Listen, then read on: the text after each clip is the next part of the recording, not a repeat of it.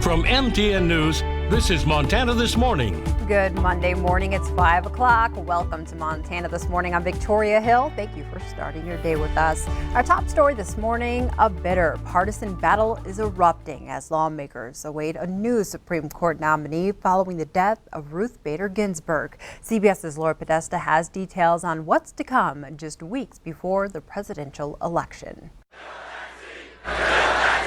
President Trump may nominate a Supreme Court justice this week. We have an obligation as the winners to pick who we want. CBS News has learned two women, Judges Amy Coney Barrett and Barbara Lagoa, are among the frontrunners. I would say that a woman would be in first place, yes. Democratic nominee Joe Biden insists the winner of November's election should appoint the new justice. Voters of this country should be heard.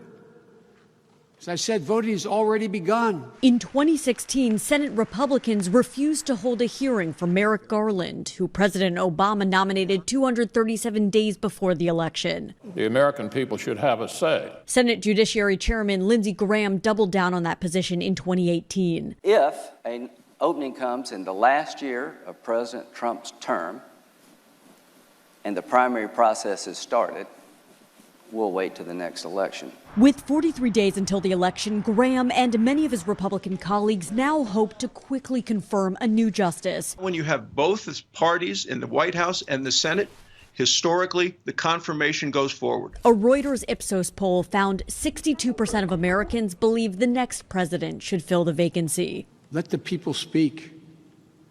Cool the flames that have been engulfing our country. So far, two Republican senators say they oppose a nomination this close to the election. At least two more would have to join them to block a confirmation. Laura Podesta, CBS News. And unless two more Republicans go against their party, there's little Democrats can do to stop the nomination process while the entire confirmation takes place in the Senate. House Speaker Nancy Pelosi said, quote, "We have arrows in our quiver to try to influence the process." Well, now it's time to turn our attention to weather. Ed joins us here on the set with that. Ed, new week. Do we have a new trend in weather? Less smoke. That's a good trend. That's a good thing. Yeah. We'll take that. Let's start with the first interstate iCam as we get going. 48 degrees right now, a little bit of a southwest wind. Yesterday, we did see a little bit of the cool down with temperatures still a little bit warmer than the 30-year average, but the wind gusts were really the highlight of the weather. Top wind at the airport in Billings was at 44 miles per hour. Regionally this morning, temperatures are anywhere from 35 in Butte all the way to 53 in Cody.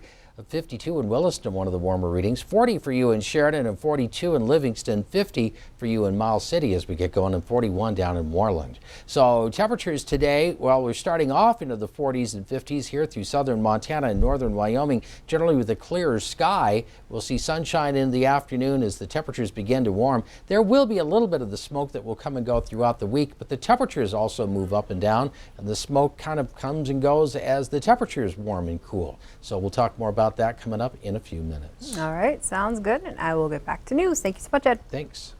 In campaign news, after both candidates spent days in Florida last week, it appears President Trump is closing the gap on Joe Biden in the important swing state. According to a new CBS poll, the president is trailing the Democrat nominee by 2 points in Florida. In the same poll back in July, Biden held a 6-point lead. The economy continues to be an advantage for the president in the Sunshine State.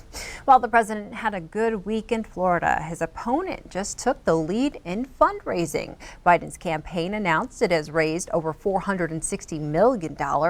Meanwhile, President Trump has a $325 million stockpile. President Trump held the lead for months, but his fundraising has recently slipped a bit. This as Democrat donors have ramped up the spending. Earlier this month, the president vowed to spend whatever it takes to win re-election. A woman accused of sending a letter poisoned with ricin to the White House was arrested as she tried to enter the U.S. from Canada yesterday. According to law enforcement officials, the woman was carrying a gun at the time of her arrest. She's believed to have mailed the letter addressed to President Trump from Quebec. Tests confirmed the presence of ricin after it was intercepted by law enforcement at the White House mail screening facility. Authorities have not released the woman's name. Also making headlines this morning, more than $10 million people across the Gulf Coast are under tropical storm warnings yet again. This time for Tropical Storm Beta. The record-breaking Atlantic hurricane season has caused heartbreaking damage, and it doesn't end anytime soon. Beta is expected to hit Texas and Louisiana today. The governors of those states have warned residents major flooding is a real threat. There have been so many storms this season, we've made it to the Greek alphabet for the first time since 2005. The Bobcat fire burning northeast of Los Angeles is expected to continue to grow today due to gusty winds and low humidity. It's engulfed around 156 square miles, and authorities issued more evacuation orders over the weekend. Nearly 19,000 firefighters continue to battle more than 24 major wildfires in California. The fires have killed 26 people there and destroyed more than 6,000 structures since mid-August.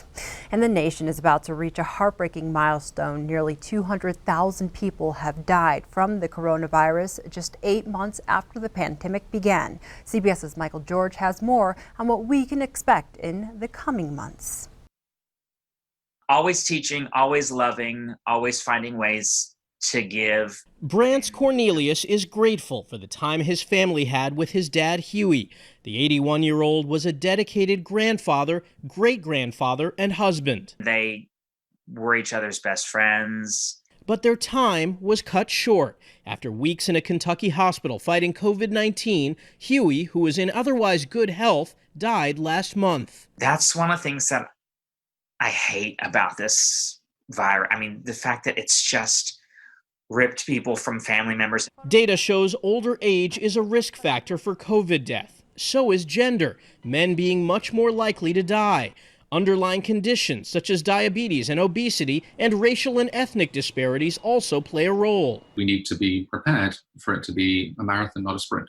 Dr. William Hanage from Harvard T.H. Chan School of Public Health says as people move indoors this fall and grow tired of social distancing measures, we can expect more outbreaks. We're going to see more severe illness and we're going to see more deaths. However, I don't think it is going to be as catastrophic as the spring, if only because of the fact in the spring we had no idea really what we were dealing with, and there was completely inadequate testing.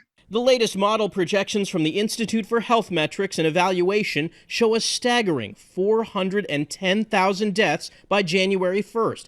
But Dr. Christopher Murray says that's not written in stone. We can save well over 100,000 lives in the U.S. between now and January 1st just through increased mask use. Same thing is also true for practicing careful social distancing. The Cornelius family hopes everyone gets that message. If we can do anything to keep this away from people, to keep people to not have to experience what we went through. Brance says he thinks anyone who has lost someone to the virus would say the same. Michael George, CBS News, New York. And as for the latest COVID-19 statistics here in Montana, over the weekend, a Yellowstone County man became the 157th person to die from the virus since the pandemic began. More than 2,300 Montanans are currently infected with COVID-19, and almost 8,000 have recovered. In other news, the Emmys became the latest award show to change its format amid the pandemic. 2 pre-show hosts backed out last minute due to the coronavirus. CBS's Laura Podesta has more on that and last night's big winners. It was a hit Canadian TV series that won nearly every major comedy award at last night's Emmys. And the Emmy goes to Eugene Levy, Schitt's Creek. Taking home Best Actor in a Comedy Series, Best Actress, Best Supporting Actor, Best Supporting Actress, and in a first for a Canadian show, the award for Outstanding Comedy Series. Oh boy. I just wanted to say, for any of you who have not registered to vote, please do so and then go out and vote, because that is the only way that we are going to have some love and acceptance out there. That wasn't the only political moment at the virtual award show, which was made possible by producers sending 130 cameras to 20 cities to capture nominee reactions. Regina King, who won for Outstanding Actress in a Limited Series, wore a Breonna Taylor shirt and also compelled people to vote. Be a good human. Rest in power, RBG.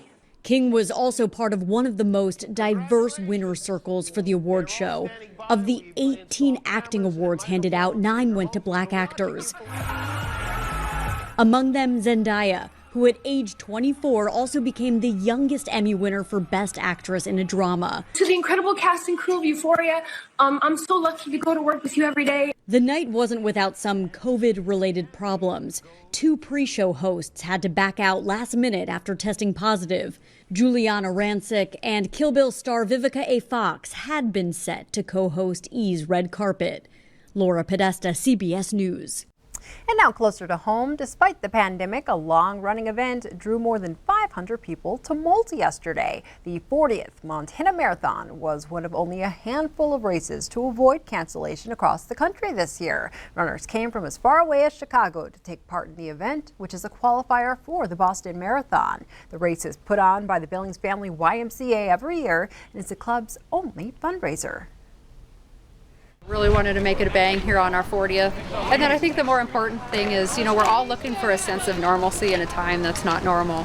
The first place runner was University of Montana grad Patrick Hutton, who finished in 2 hours, 31 minutes and 48 seconds. And wrapping up our news before we take a break, while a lot of small businesses across the country are struggling, others are finding creative ways to give back. Reporter Chris Conti introduces us to a man and his best friend who are helping 1 mile at a time.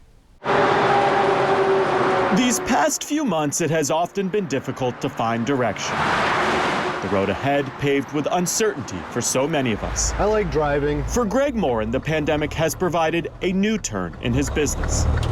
We've been busier than ever. He's the owner of Brown Dog Carriers in Biddeford, Maine, where dogs aren't just a part of the company name, they're a part of the payroll. My wife had gotten her when she was a puppy from a breeder. She's 12 years old now. Lily likely does not know that an entire business is named after her. She's not much of a retriever anymore. She'll go get it and lay down with it. But she has provided plenty of company over the years. She's driven me probably the better part of 500,000 miles. Go for a ride? Up here, Lily can see all of Maine, a permanent fixture in the passenger seat. Where these days, the trips have become more frequent. You get long stretches of road and the dog's there and, just kind of a little bit of company. Back during the spring, Greg and Lily started seeing a massive uptick in business. Deliveries were skyrocketing with people quarantined at home. It's hard to say whether it was because of COVID or just our general growth. At the same time, though, Greg also saw other small businesses struggling and wanted to help. Why not? If everyone that did, then we'd probably live in a much better world. With the extra money they were making, Brown Dog would give out free coffee to first responders. They've been moving folding chairs to area hospitals who needed them and have helped local manufacturers transport their donations to COVID-19 response. They called it the Helping Paw campaign. If you give back to your community, the community will give back to you. Greg's hope is that other companies who aren't struggling right now see what they're doing and find their own ways to help. I would say anyone that's doing well and making your way through it, try and help somebody else. A small lesson in humanity we could all use right now from one man and his best friend. You always have somebody to talk to. In Biddeford, Maine. It's tough to be you, isn't it, buddy? I'm Chris Conti. Thank you so much for starting your day with us here on Montana This Morning.